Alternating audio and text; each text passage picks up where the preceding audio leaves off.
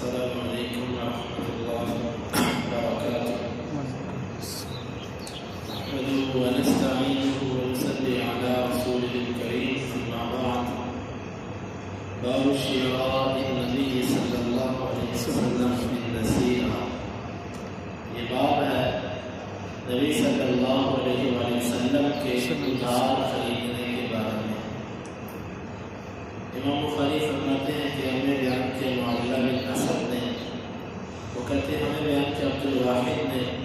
وہ کہتے ہیں ہمیں بیان کیا اعمش نے، وہ کہتے ہیں کہ ہم نے ابراہیم کے ہاں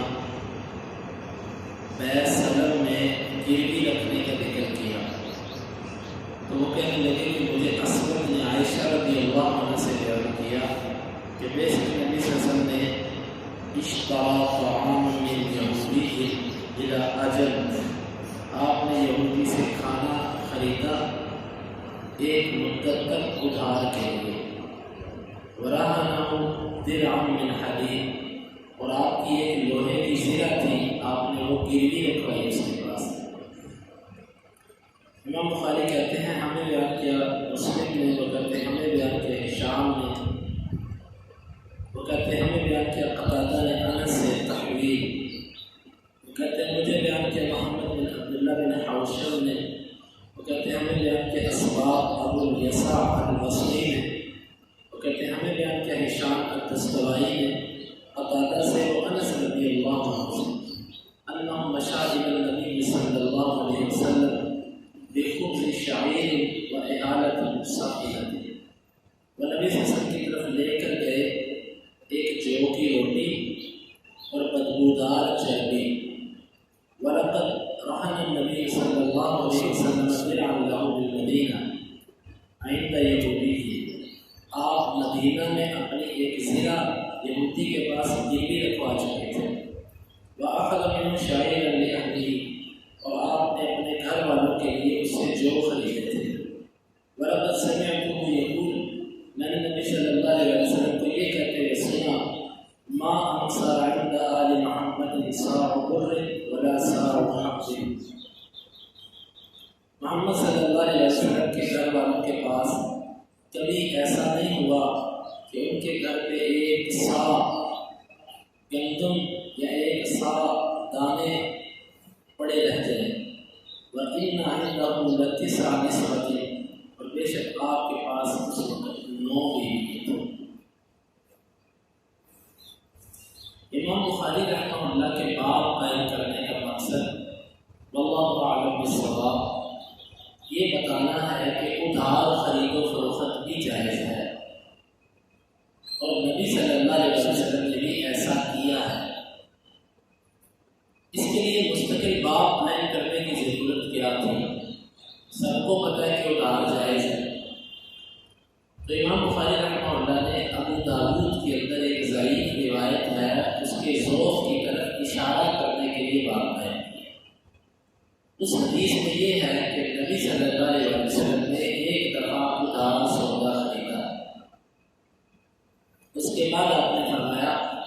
کہ آج کے بعد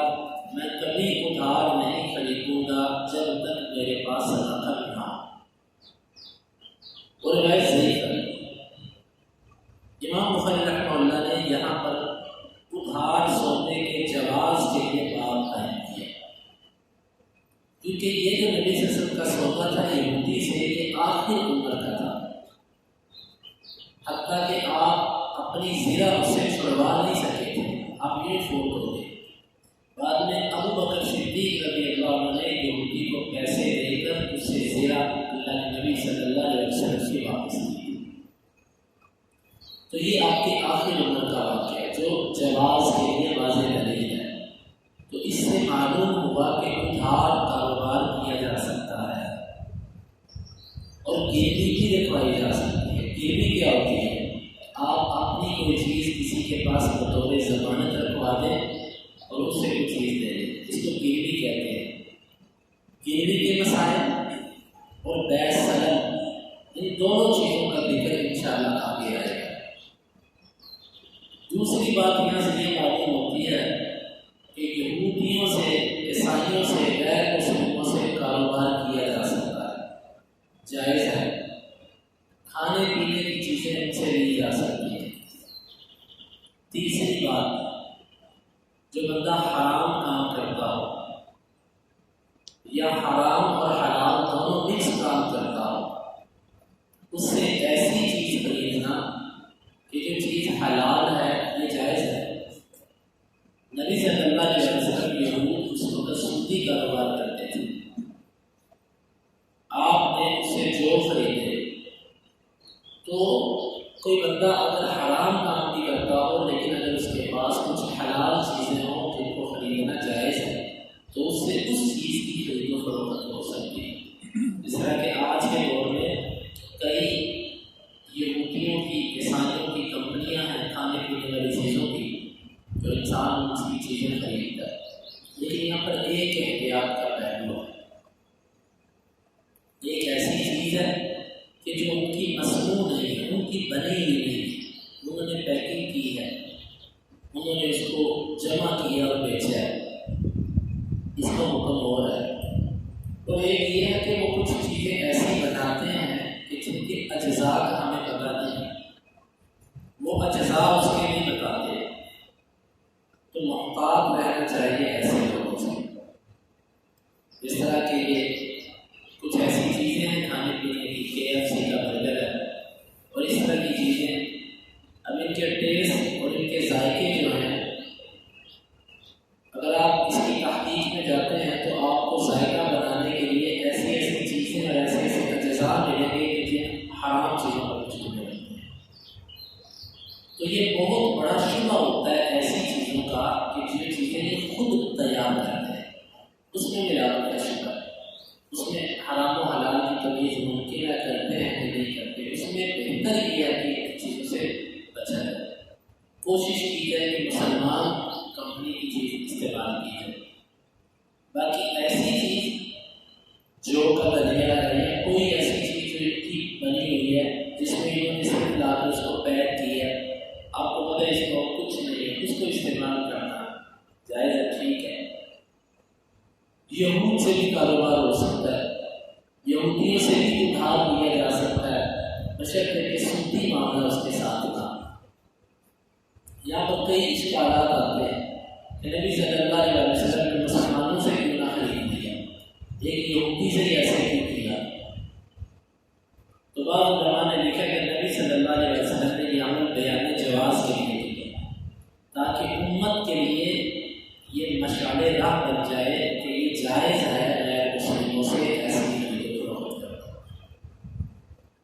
بعض علماء نے اس کے اور بھی جوابات دیے ہیں، اللہ علیہ السلام کو درست نہیں۔ تو یہاں سے معلوم ہوئی نبی صلی اللہ علیہ وسلم کی تواضع و عاجزی انکساری کہ آپ ایسی زندگی گزارتے تھے کہ بعض دفعہ بھوک کی وجہ سے آپ کے گھر پہ کچھ نہیں ہوتا تھا، پیسے بھی نہیں ہوتے تھے، آپ کو کوئی نہ کوئی اسلحہ وغیرہ گروی رکھوا کے کھانا لینا پڑتا تھا۔ جو لوگ نبی صلی اللہ علیہ وسلم کو مختار کل سمجھتے ہیں، ہر چیز کا مالک سمجھتے ہیں، ان لوگوں کو یہاں پہ غور و فکر کرنا چاہیے۔ اور دوسری حدیث ہے انس رضی اللہ عنہ کی، وہ کہتے ہیں کہ نبی صلی اللہ علیہ وسلم کے پاس جو کی روٹی لے کر آیا، جو آج کی جدید چکیوں کے اندر جو پیسے ہوتے ہیں نا، ان کی روٹی سخت ہوتی ہے، لیکن پتھر کی چکی، ہاتھ کی چکی سے جو پیسا ہوا جو ہوتا ہے وہ تو بہت موٹا ہوتا ہے اور انتہائی سخت ہوتا ہے۔ وہ روٹی اور ساتھ ایک چربی، یہ سالن کے طور پہ، وہ چربی کیسی کہ جو بڑی بڑی بدبودار ہو چکی تھی، خراب ہو چکی تھی، اس کو بو پیدا ہو چکی تھی۔ یہ دو چیزیں میں نبی صلی اللہ علیہ وسلم کے لیے لے کر آیا کہ یہ آپ کھانا کھا لیجیے۔ اندازہ کیجیے کہ ہم کس نبی کی امتی ہیں، ہماری خوراکیں کیا ہیں، ہمارے معاملات کیا ہیں، اور جو ہمارا نبی تھا وہ دنیا کیسے گزار کے گیا۔ انہوں نے دنیا کتنی کی لی، سب کچھ انہوں نے تقسیم ہی کیا، لوگوں کے اندر بانٹ ہی دیا، خود اپنے لیے یہ کچھ رکھا۔ یہاں پر یہ بھی سوال پیدا ہوتا ہے کہ امہات المؤمنین کے گھروں میں تو پورے سال کا راشن رہتا تھا، حدیث کے اندر آتا ہے پورے سال کے جو ستو اور کھجوریں گھروں میں پہنچا دیا کرتے تھے، پورے سال کا منوں کے اندر جاتا تھا یہ۔ لیکن پھر وہ کہاں جاتا؟ تو دیگر حدیث کو امہات المؤمنین کی سیرت کو دیکھیں تو وہ سارا صدقہ کر دیا کرتی تھی، لیکن وقت آئے گا دیکھی جائے گا۔ لیکن ہمارے ہاں چیز خراب ہوتی ہے، صدقہ نہیں ہوتا، خراب ہوتی ہے چیز پھینکی جاتی ہے، غریب کو نہیں دی جاتی، اور وہ اپنے پورے سال بھر کا غلہ تقسیم کر دیتی، اور پھر اللہ توکل جیسے جیسے دن آتے اللہ کو کچھ نہ کچھ دیتا جاتا۔ یہ تو نبی صلی اللہ علیہ وسلم کی حالت یہ تھی کہ آپ یہودی کے پاس مدینہ میں ایک زیرہ رکھوا چکے تھے، اور میں نے سنا نبی صلی اللہ علیہ وسلم کو یہ کہتے ہوئے کہ ایسا کبھی نہیں ہوا کہ گندم کا ایک سا نبی صلی اللہ علیہ وسلم کے گھر پہ پڑا رہ گیا ہو۔ ایک سا یہ 4 مد کا ایک سا ہوتا ہے، یعنی کہ اس کی مقدار جو ہمارے اہل بتاتے ہیں وہ 2 کلو 100 گرام، 2 کلو 100 گرام، بعض اس کو احتیاطاً 2.25 کلو کہہ دیتے ہیں، بعض 2.5 کہہ دیتے ہیں، کہ عمومی مقدار تقریباً 2 کلو 100 گرام ہوتی ہے۔ اتنے دانے بھی نبی صلی اللہ علیہ وسلم کے گھر میں نہیں ہوتے تھے، اور آپ کے پاس اس وقت 9 بیویاں تھیں، ایک گھر نہیں تھا، 9 گھر تھے، آپ کے 9 بیویاں تھیں، لیکن کسی گھر کے اندر یہ کیفیت نہیں تھی۔ یہ اصل امام بخاری یہاں پر بات قائم کرنا چاہتے ہیں کہ ادھار خرید و فروخت جائز ہے، لیکن حدیث سے یہ چیزیں ہمیں تربیت کے طور پر ملتی ہیں کہ ہمارے نبی نے کیسی زندگی گزاری۔ اسی لیے میں اکثر اپنے بھائیوں سے کہتا ہوتا ہوں کہ نبی صلی اللہ علیہ وسلم کی سیرت کی ایک کتاب کا مطالعہ زندگی بھر میں لازمی کیجیے، تاکہ کل قیامت کو اللہ سے یہ بھی ہم کہہ سکیں کہ اے اللہ، ہم نے پیارے نبی صلی اللہ علیہ وسلم کی سیرت کی کتاب پڑھی تھی، اور پڑھنے کے بعد ہم اپنی زندگیاں ویسے بنانے کی کوشش کریں۔ جو مذہب درویشی کی زندگی کا ہے وہ امیری مالداری کی زندگی کے اندر نہیں ہے، جو سکون خرچ کر کے کھلا کے بانٹ کے ہے وہ سنبھال کے کھا کے رکھ کے نہیں ہے۔ یہ عجیب اللہ تعالیٰ نے اس میں تسکین رکھی ہے۔ اللہ تعالیٰ سے دعا کرتے ہیں کہ اللہ تعالیٰ ہمیں اسلام کے مطابق زندگی گزارنے کی توفیق عطا فرمائے۔ اللہم انفعنا بما علمتنا وعلمنا ما ينفعنا وزدنا علما وآخر دعوانا ان الحمد للہ رب العالمین۔ حدیث نمبر 2068 اور 69۔